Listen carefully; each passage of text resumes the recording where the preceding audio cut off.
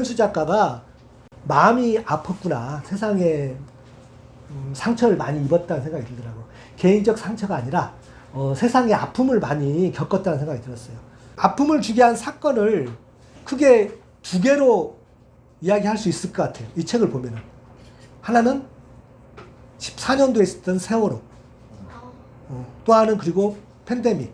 8편의 단편 속에서는 이 두 개의 사건이 소재로 놓여 있고, 또 하나는 작품 속 인물들이 어떤 사건을 만나게 되는데 그 사건이 왜 일어났는가에 대한 이유를 밝히는 내용은 아닙니다.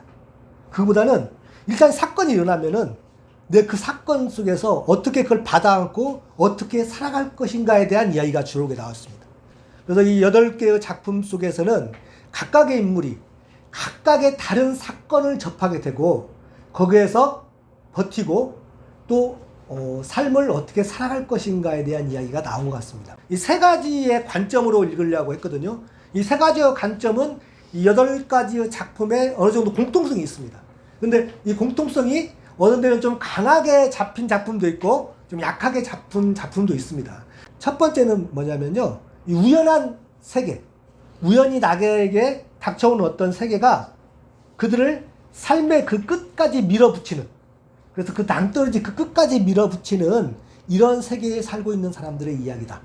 이겁니다. 그리고 두 번째는 이 삶의 가장자리까지 몰아붙이는 세계가 어떤 세계냐면은 이 작품에서는 굳이 뽑자면은 언어로 이루어진 세계입니다. 그렇기 때문에 이것은 삶이 지속되는 한 우리가 언어를 사용하는 인간이기 때문에 삶이 지속되는 한 이것은 바뀔 수가 없는 세계예요. 그런데 언어로 이루어졌다는 것이 무엇인가에 대해서 좀 설명이 필요합니다. 여기서 좀 설명을 필요하게 해서 두 가지로 잡았습니다. 언어로 이루어진 세계라는 것은 첫 번째는 닫힌 세계이다. 또 하나는 뭐냐면 언어로 이루어진 세계는 언어를 통해서 그걸 극복해 나갈 수 있는 세계다. 이 두 가지가 중첩되어 있는 내용입니다. 언어의 세계라고 했을 때는. 아무래도 작가니까 글을 통해서 세상을 해석하고 글을 통해서 사람들이 좀 더 힘을 얻었으면 좋겠다는 방식으로 썼겠죠. 그렇기 때문에 그 언어에 갇혀있는 사람들의 이야기와 그 언어를 통해서 열어가는 사람의 이야기를 적었겠죠. 그건 이제 좀 더 이야기를 지나가면서 자세히 이야기하겠습니다. 그리고 세 번째는 우연한 사건이 그 사람을 낭떠러지까지 밀어붙이고 그것은 그 세계는 언어의 세계이기 때문에 절대 벗어날 수 없는 세계인데 거기에서 버티고 사랑하며 사랑하는 다양한 방식들이 그 8결의 단편은 각각이 나와 있습니다. 어떤 사람은 사랑을 잃어서 아파하고 어떤 사람은 차마 입에 담을 수 없는 고통이 있죠. 자식이라든가 부모라든가 이걸 잃어서 또 그 낭떠러지까지 가 있었고 그런데 이 사람들이 그것을 어떻게 버티고 사랑하고 사랑하는가가 각각의 단편이 다르게 나와 있습니다. 그걸 하나하나 짚으면서 우리가 삶의 기술이라고 해야 맞지 모르겠지만 삶의 기술을 한번 오늘은 간접 경험을 해보는 아마 김현수 작가가 그걸 생각하면서 쓴 작품 아닌가. 자기가 스스로 이렇게 아파하고 그리고 아프면서 독자들에게 이 삶을 어떻게 버티기를 한번 자기 나름대로 고안해서 쓴 글 아닌가 이런 생각을 했습니다. 그리고 나서는 이 세 가지의 관점을 우리가 이해하고 나서는 이 세 가지의 관점으로 단편 중에서 제가 3편을 골랐거든요. 3편을 세 가지의 관점으로 한번 읽어보겠습니다. 그리고 나머지 8편을 여기에 듬성듬성 끼우면서 전체를 한번 훑어보는 시간을 가질 수 있도록 해보겠습니다. 1번입니다. 우연의 세계는 그들을 삶의 가장자리까지 몰아붙입니다. 이 삶의 가장자리까지 몰아붙이는 것은 어떤 사건을 인나는가는 다 다르지만 그리고 어느 정도까지 그 사람의 삶의 가장자리까지 몰아붙인가는 다르지만 일정 정도 공통점이 있습니다. 그 중에서 두 번째 단편인 난주 바다 앞에서는요.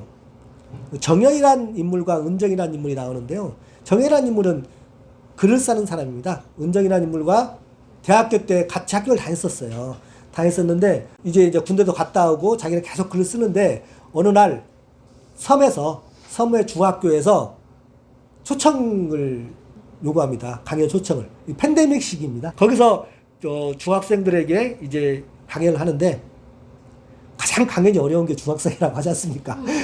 그래서 보면 이렇게 제대로 준비한 대로 안 나가요. 이게 시도, 이렇게 겐지의 시도 있고, 이제 다른 소설도 이야기하면서 하는데, 거기서 한 분이 이렇게 계속 자기를 지켜보고 이야기를 하다가, 만약에 끝나고 있으니까 개인적으로 의문을 제기합니다. 자기 이야기에 대해서. 왜 그 이야기를 했냐고. 알고 보니까 자기 예전 대학교 때 같이 다닌 사람이에요. 그러면서, 어떻게 여기로 왔냐, 여기까지 하면서 이야기를 진행하거든요. 여자 이름이 은정입니다. 통계학과 은정이라고 대학교 때 했었던. 근데 은정이가 어떻게 이 삼과에 가게 됐냐면요. 이 은정이는 대학교 때 꿈은 그냥 20살을 그냥 지내고 평범하게 지나고 그냥 취직을 해서 결혼해서 그냥 가족을 이루는 걸 사는 거였어요. 그래서 아이를 하나 낳았는데 아이가 9살 때 악성 종양이 걸립니다. 악성 종양이 걸리는데 이 악성 종양이 걸려서 이제 아이가 고통스러워하는 어떤 과정을 함께 겪잖아요. 은정이에게 가장 큰 아픔은 뭐냐면 자기가 어떤 것을 해줄 수 없다는 거예요. 도움을 줄 수 있는 게 없잖아요. 그것은. 거기서 좌절하게 되고 또 아이의 죽음을 맞이하게 됩니다. 그래서 또 이혼을 하게 되고 거기서 하면서 땅 끝까지 자기가 오는 곳입니다. 완도까지 오게 됩니다. 완도까지 오게 되는데 완도에가 오니까 이제 여기가 끝이구나. 끝까지 왔구나 생각했는데 저거 보니까 배가 있는 거예요. 그러면 갈 곳이 더 있구나. 그래서 그 끝까지 한번 가보려고 배를 타고 왔던 곳이 섬이었던 곳입니다. 근데 은정이는 대학교 다닐 때부터 글을 쓰고 싶었어요. 글을 뭐냐면 추리소설을. 거기 와서 추리소설을 씁니다. 거기에 이 은정이라는 인물이 여기에서 그 마지막까지 왔고 당도했던 곳이 그 섬이었고 거기서 자기가 대학교 때 하고 싶었던 추리소설을 쓰면서 정연을 만나면서 이야기가 이어집니다. 각각의 여러 가지가 있지만 대표적인 것 제가 2개만 뽑았는데요. 또 하나는 8번 단편에 다시 2100년의 바르바라에게.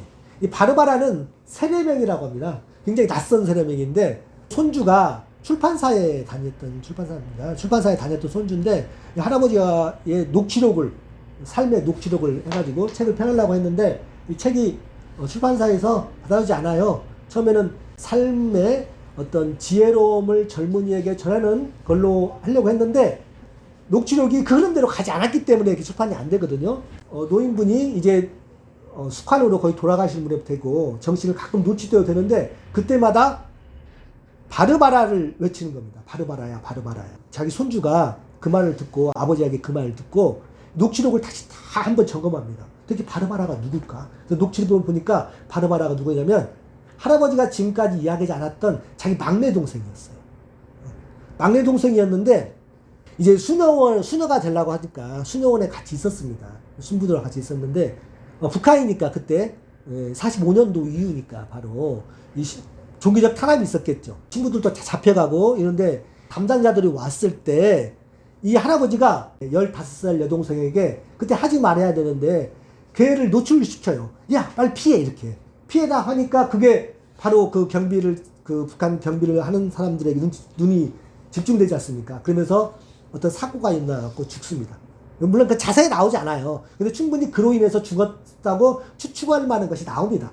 그래서 할아버지는 평생 그게 죄책감이 있었고 또 하나는 그로 인해서 자기 종교를 버리게 됩니다. 종교도 버리게 되면서 마지막에 그 바르바라를 이렇게 끝없이 찾는데 이 자기 손주가 왜 찾는가를 갖다 쭉 훑어보면서 이 할아버지가 그 삶을 어떻게 버텨왔고 어떻게 또 사랑했으며 어떻게 살아왔는가를 갖다가 이야기해주는 장면이 뒤에 나옵니다.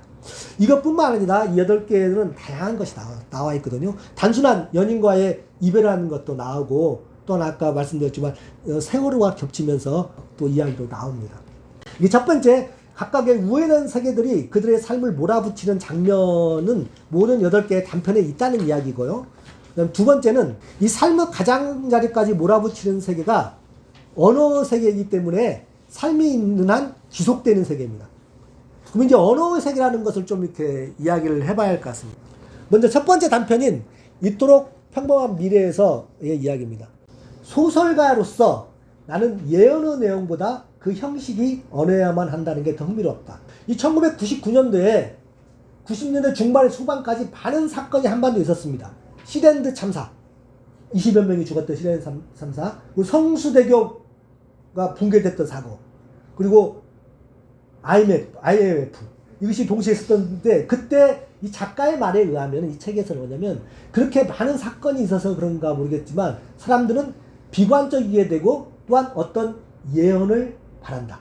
그런데 그 예언을 보면은 모든 그 예언은 언어로 되어 있기 때문에 그 형식상 자체가 예언 자체가 빗나갈 가능성이 많다고 이야기합니다. 그럼 그것이 무슨 이야기인가를 한번 짚어보겠습니다. 한번 다시 읽어볼까요? 그 두 번째 줄. 자신의 지식 수준에 맞춰 언어로 표현되어야만 했다. 예언은. 그래서 결코 예언은 그 형식 때문에 빗나갈 가능성이 많은 셈이다. 이렇게 이야기하고 있습니다. 예언이라고 하는 것은 언어로 표현될 수밖에 없고 또 언어로 표현되는데 그 사람의 지식 수준에 맞기 때문에 그 언어라는 것은 빗나갈 가능성이 있다고 하는 것입니다. 그 예언은. 지식 수준이라는 것은 여기서 그런 것 같아요. 좀 시공간에서 어떤 주어진 언어의 가치. 단학을 예를 들거든요. 단학을 예를 들면서 그 예언을 예를 듭니다. 이제 곧 황인종을 중심으로 한국을 중심으로 해서 문명이 새롭게 세워질 것이다. 이렇게 이야기한다는 것이 책에 나옵니다. 근데 이 작가의 말에 의하면 그런 거예요. 그렇다면은 어느 누군가에 의해서 예언이 세워지고 미래에 새로운 개별 세상이 열린다고 한다면은 그 황인종을 중심으로 한다면은 예를 들면 백인종이나 흑인종 그런 세계가 아니지 않습니까? 그래서 그것이 그 사람이 가지고 있는 그 시공간 속에서의 언어의 가치로 그 사람은 세상을 바라보기 때문에 그렇게밖에 못 본다는 거예요. 그렇기 때문에 그 예언은 형식 때문에 빗나갈 수밖에 없다는 거죠. 어느 다른 누군가에게는. 그때 제가 말하고자 하는 뭐냐면 각 시대마다 어떠한 언어의 가치는 어떤 공간마다 딱 하게 되면 다르게 나타난다는 거예요. 그래서 그걸 통해서 세상을 바라본다는 거죠. 여기서 언어로 가두는 세계라는 그겁니다. 그럼 이걸 좀 더 잘 나타내는 작품은 뭐냐면요. 진주의 결말입니다. 저는 이 진주의 결말을 이 8편의 작품 중에서 제일 재밌게 읽었어요. 제일 재밌게 읽는데 제일 난해하더라고요. 여기에는 진주라는 여자애가 있는데 얘는 이제 어릴 때 어머니가 돌아가시고 아버지가 치매에 걸렸어요. 치매에 걸렸는데 아버지가 돌아가시는데 거의 돌아가신 게 아니라 이렇게 넘어져서 돌아가시다 보니까 이게 타살인가 자살인가를 구별을 못 하는 거예요. 그러니까 많은 사람들에게 진주가 치매에 걸린 아버지를 돌보다가 얘는 타살할 확률이 있다는 추측을 하게 됩니다. 거기에 두 인물이 나옵니다. 하나는 범죄 심리학자가 나오고요. 하나는 방송국 PD가 나와요. 방송국 PD는 진주를 어떻게 접근하냐면 자기가 가지고 있는 언어 속에서 진주를 만나게 됩니다. 그래서 어떻게 보냐면요. 얘는 노인의 문제로 접근해 들어가다가 결국은 우리가 사건 탐사라고 하는 걸 들어가면 결국 어떻게 됩니까? 그걸 센세이션하게 그걸 해석해서 대중들과 연결시켜야 되잖아요. 이렇게 들어가는 겁니다. 그래서 얘는 진주는 아버지를 살해했을 뿐만 아니라 굉장히 자극적인 어떤 것을 표현하게 되는 거예요. 아버지의 엄마 역할을 했을 것이다. 얘가 딸인데도 불구하고 성적으로 했을 것이다. 이런 것까지 암시하게끔 카메라를 잡아나갑니다. 이런 언어로 진주에 접근하고요. 범죄 심리학자는 범죄를 일으키면 그 범죄를 일으킨 사람이 왜 일으켰을까 하는 심리를 분석하는 사람이 없으니까 그렇기 때문에 진주를 그렇게 접근해 들어가요. 그 사람이 가지고 있는 언어 체계 내에서 형성된 자기의 어떤 판단의 가치를 가지고 다른 사람에게 접근해 들어가는 거죠. 진주는 여기에 딱 갇히게 되는 겁니다. 진주는 가지만 또 자기가 가지고 있었던 게 있을 거 아닙니까? 저는 자기가 삶의 과정 속에서 이것이 다 죽어가는 과정이었어요. 진주는 그걸 찾아나가는 과정이 이제 3번에서 버티면서 살아가면서 살아가는 이야기에서 좀 더 해갈 수 있다면 되겠습니다. 그럼 범죄 심리학자를 한번 보겠습니다.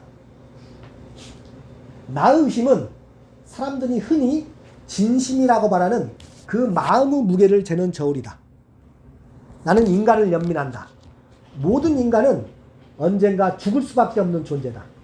그 자명한 사실을 부정하기 위해 인간들은 쉬지 않고 헛된 이야기를 만든다.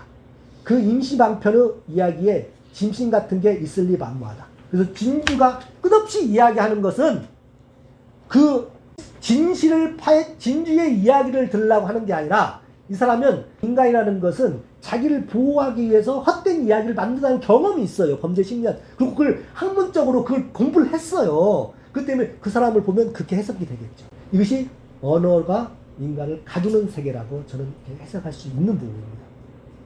방송국 PD는 더 잔인하죠. 그런데 결국은 부검을 해본 결과 이것이 타살이 아니다는 걸 나오게 돼요.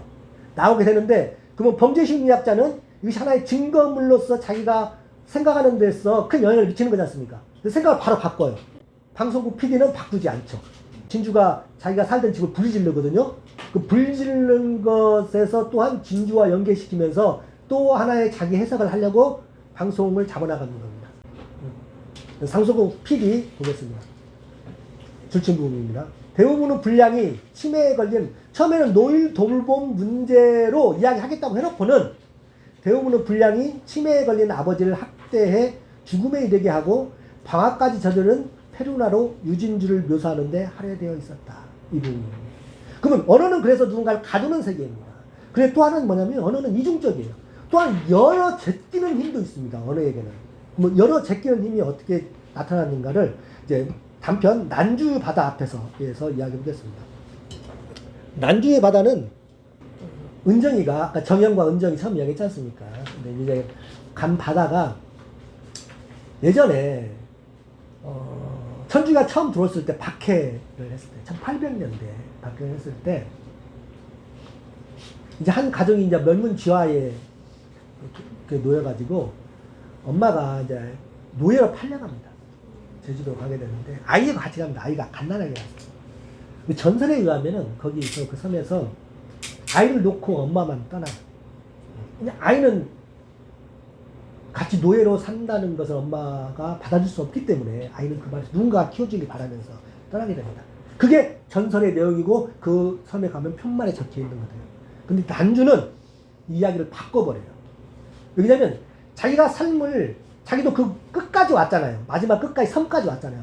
그 반도 밑에까지 왔는데 보니까 더 밑에가 있기 때문에 배를 타고 그 끝까지 옵니다. 자기의 마지막까지 오는 곳이에요. 근데 거기서 자기가 추리소설이라는 걸 쓰면서 자기 삶을 버티고 나가고 있잖아요. 거기에서 그런 정난주가 그거 이제 그 전설상에 있는 그 남주입니다. 그분의 전설을 보면서 자기의 삶의 하나의 방향을 바꾸는 걸로 바꾸고 싶었던 거예요. 그래서 이야기를 바꿔버립니다. 정연의 이야기입니다. 정연은 글을 쓰는 사람입니다. 글을 쓰는 사람인데 정연이 뭐라고 하냐면요. 이렇게 말하고 있습니다. 언제부터인가 그는 세상을 거울이라고 생각했다. 자신의 내면에 어떤 문제가 생긴다면 자신이 바라보는 세상의 모습도 어딘가 뒤틀릴 수밖에 없다는 것이다. 세상이 거울이라는 건 뭐냐면요. 뒤를 더 읽어볼게요. 그는 늘 눈앞에 펼쳐진 세계의 모습을 통해 지금 자신의 내적 상태를 점검하고 한다. 그러니까 내가 세상을 바라봐요. 바라보면 아 세상은 이렇구나. 내가 판단하는 어떤 기준이 있을 거 아닙니까? 그게 자기라는 거예요. 그럼 예를 들면 쟤는 왜 세상을 왜 저렇게 바라보지? 걔가 바라보는 세상이 그 사람이겠죠. 저희들이 두 명 있어요. A와 B와 세상을 바라보는 게 다르겠죠. 그러면은 얘가 똑같은데도 다르게 말할 거 아닙니까? 그러면 자기 바라보는 것이 거울이라는 거예요. 세상이 거울이라는 거예요. 세상이 내가 바라보고 난 세상을 이렇게 바라보고 있어. 그러면 그 사람이 바라보고 있는 것이 그 사람이잖아요. 그 사람이 어떤 가치로 바라보는 것이. 이게 너는 어떻게 바라보냐에 따라서 그 사람의 세상이 거울이 되는 거예요. 굉장히 주관적인 거예요. 그 판단은. 그래서. 근데 그 사람은 자기가 알기 위해서는 세상에, 난 세상을 이렇게 보고 있어. 라는 것을 만약에 자기가 알고 있다면은 자기를 바라보는 거겠죠. 나는, 보세요. 나는 세상을 이렇게 봐. 근데 선생님 말도 주관적인 거잖아요. 근데 자기는 주관적인 생각 안 차요, 되게. 쟤는 왜 그래, 그렇지. 자기는 주관적인 생각 안 차나요. 주관적인 생각인데, 만약에 내가 세상을 이렇게 보고 있는데, 내가 보고 있는 나를 바라본다면, 내가 주관적인 거 알겠죠. 나도 하나의 주관이고, 내가 이렇게 바라보고 있으면, 내가 지금 상태가 이렇구나, 알겠죠. 그걸 읽어보겠습니다. 거리의 풍경을 면밀히 살펴보거나, 들리는 소리에 자세히 귀를 기울이는 건 그 오랜 습관이었다. 자연이 무섭게 느껴진다면 그것은 자신의 내부에 주념이 있다는 뜻이었다. 의미 없는 것들의 무자비함을, 이 무자비함의 그물에서 벗어나려면 사람은 자기 내면의 의미를 세워 자연을 해석해야만 한다. 이 작가가 이 전체 내용에서 하고자 한 마디로 줄이자면 전 이거거든요. 이 세상이 무섭게 보여요. 내가 무서워하고 있다는 거예요. 세상에 대해서. 그걸 자기가 알아야 한다는 거예요. 그러면 그것을 어떻게 하냐면 자기 내면에다가 자기 내면을 바라보면서 이걸 새롭게 해석해 줘야 돼. 그러면 어느 순간에 두려움이 안 느끼기도 하는 거예요. 그럼 어느 순간 자기 세상을 보는데 세상이 너무나 복잡해. 그러면 자기 내면을 보면 내가 세상을 복잡하게 보고 있는 나가 있는 거예요. 그러면 그 내면을 내가 끝없이 바라보며 새롭게 해석해야 되는 거예요. 이게 이 사람이 하는 그 해석의 과정이 뭐냐면 언어예요. 언어. 그걸 밖으로 바라보면서 표현하는 것이 이 사람에게는 언어예요. 그래서 언어라는 것은 그 사람의 억눌리는 과정도 있지만 또 한편은 뭐냐면 그걸 벗어나는 자기 상형에 억누르는 것을 벗어나는 역할도 하는 거예요. 이 책의 단편 8개는 제가 볼 때는 여기에 있는 것이 그대로 쭉 깔려 있습니다. 언어의 역할이. 그러면 이것이 구체적으로 이것이 어떻게 자기를 바라보는 힘이 되면서 언어를 통해서 벗어나고 있는가는 뒷부분을 통해서 이야기를 할 수 있도록 하겠습니다.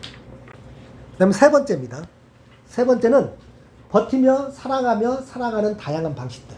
내가 버티며 사랑하면 다양한 방식들에 대한 이야기가 8편에서 나와 있습니다.